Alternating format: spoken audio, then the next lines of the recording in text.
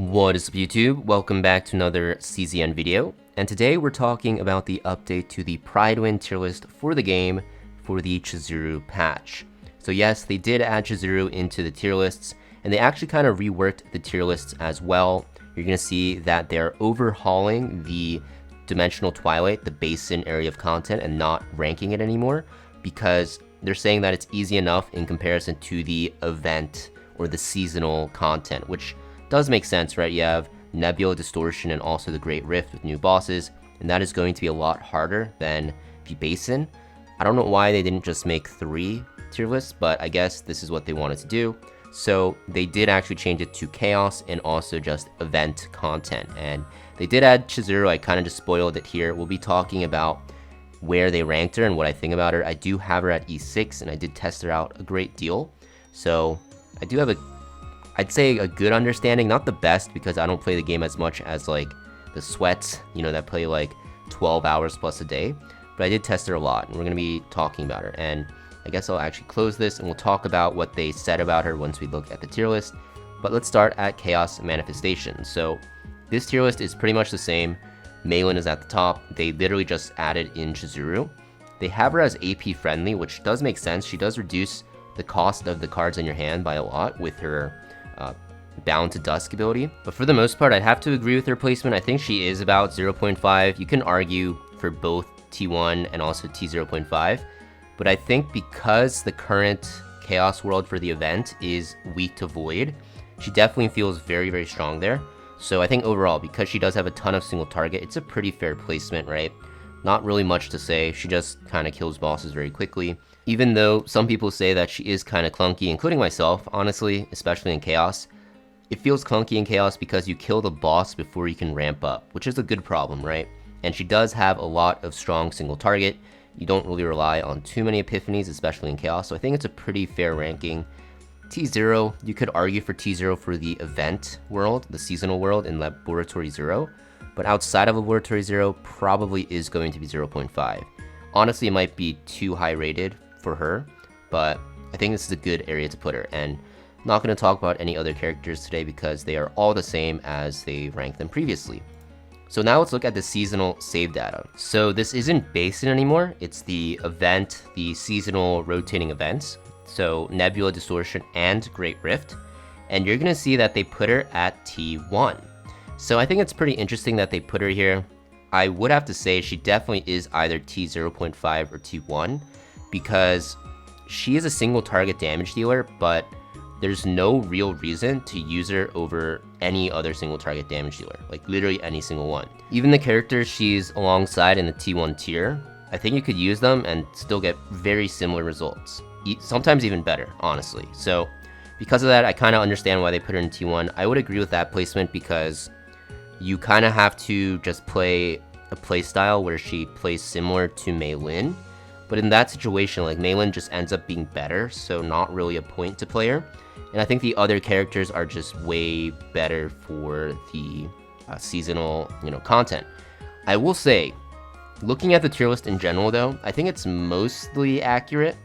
I don't really know why Kalipe's up here. She's not really that good for any of the seasonal content, so she should be like down in T2 or T1, I'd say, for sure. Same with like Magna, either T1 or T2. Because shielding characters are not good right now. You have to kill the bosses really fast, right? For Nebula Distortion, you do have to kill pretty quickly because the boss scales very fast. And for Great Rift, you have to kill within 10 turns. So I don't really know why they're here.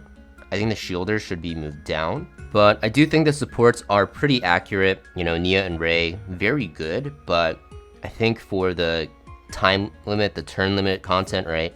Mika and Cassius, mostly Mika with Tressa because she heals a lot and generates her dagger, so it's kind of like a asterisk, I'd say, are very good. But she's still very good in general, right, with other characters. So in terms of support DPS, I'd have to agree as well.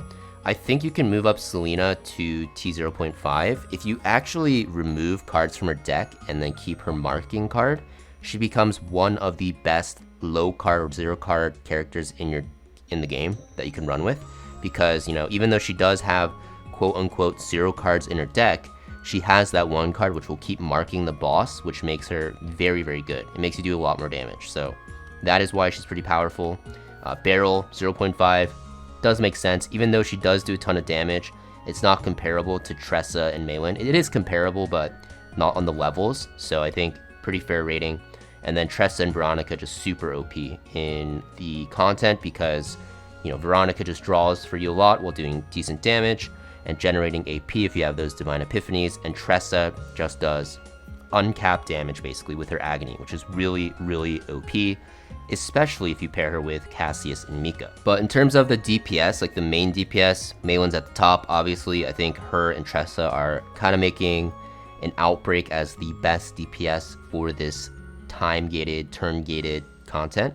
And then below you have Hugo, Luke, Rin, and Yuki. So I will say, I think Yuki's a bit high. She's only good in the Great Rift for the first wave, but every character can do the first wave on the Great Rift. You don't really need to run Yuki. You can run a ton of characters, so I think they're kind of overrating her, but she does feel very good on the first wave. In fact, I do use her, but I'm not oblivious to the fact that the first wave, the first, like, you know, team that you use can be used with like any DPS and you can win, because you just have to kill the boss in 5 turns and it doesn't have that much health, right? It's not like an endless boss. So I think she is a little bit overrated, but T0.5, sure. For Great Rift, yeah. But yeah, for T1, yeah, I think it's hard to use these characters. I think Kayron, you could argue to move up to 0.5. He is pretty good in Great Rift, but the other ones, the other 3, I don't think they're on the leaderboards at all, except maybe Chizuru, because people are kind of forcing her to work and they're kind of using her a lot. So if you actually look at the leaderboards, which, maintenance, which I'll actually make a video on in the future about the meta, because it is pretty indicative of what the good characters are. Yeah, you can see Kayron here, right? The right side teams are the ones you want to look at, because the left side teams don't really matter, because you just have to kill in 5 turns. The right side team is what you're actually getting points with. So you can see Chizuru here, and there's going to be like 0 Renoas or Harus in the top teams, right? But they are okay at Nebula Distortion, so maybe that's why they put them in T1. But yeah, I think for the most part, the rankings are pretty accurate. Of course, you could argue for a lot of stuff, but I think in terms of like the seasonal save data, the seasonal content, it's mostly going to be accurate, except the shielders. I think you have to drop the shielders down to like T1 at most, or T2. So that is what I think. And if we actually look at the changelog and see their reasoning for Chizuru, I'm very curious. They say, at the time of release, she's been proven to be effective in Chaos, so she's 0.5 is what they're saying. But in the other game modes, it looks like they're saying that she doesn't match the current powerhouse of the season. So they kind of talk about why, but I think the real reason why she doesn't match up to the powerhouses, which is Meilin and Tressa, is because they're just super, super strong. Like, in the format, you know, you have 10 turns to deal as much damage as you can. You really can't match them, right? You have Meilin with her Unity of like attack and defense, whatever it's called, the card that draws for her, right? And you also have Tressa with her Agony. Like, you can't really compete with her damage when you're just cycling a lot of cards and when you don't get punished for playing a lot of cards. So I think in the future, they're probably going to limit the amount of cards you can play in a turn. But because there isn't that limit right now in the current season, they are super, super powerful. So that is why I think they're at the top. And, you know, if you compare Chizuru to them, obviously she's not going to be as good, or any DPS. If you compare them to Tressa and Meilin, I think that's going to be how it is. But yeah, just my opinion on it. But this is the tier list for Prydwen for basically this update. Let me know down below what you guys think. I think the Chaos one, like, it's really hard to rank for Chaos, and I think like there's so many different worlds where it can matter. For example, in Laboratory 0, if you're pushing higher difficulties, Calliope is actually not really T0 anymore. She kind of drops to T0.5. But yeah, there's a lot of things you can actually argue for. But in terms of the seasonal save data, I think it's pretty accurate. I think it's more weighted towards the Great Rift, but the Great Rift is harder than Nebula Distortion because it's endless scoring.